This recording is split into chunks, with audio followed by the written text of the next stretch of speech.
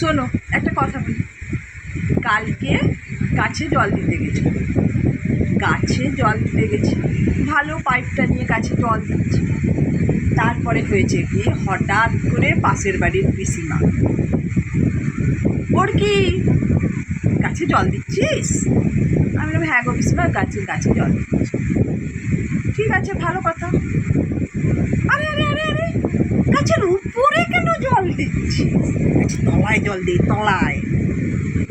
আরে বাবা, গাছের উপরটাও একটুখানি পাতাগুলো নাই আমি ভিজিয়ে দিচ্ছিলাম। না, গাছের তলায় জল দে, গাছের তলায় জল দে। আরে আমার দেয়ালটা যে ধসে যাবে, দেয়ালটার মধ্যে পড়লে দেয়ালটা ধসে যাবে না? বোঝো, আমি গাছে একটু জল দিচ্ছি, তার নাকি দেয়াল ধসে যাচ্ছে। ঠিক আছে, তারপরে বলে কি, কাল জানিস তোর বেটা গাছে জল দিচ্ছি, দেখ দেখ দেখ এমন জল দিচ্ছে দুপুরবেলায়, গাছটা মরে গেছে। বোঝো,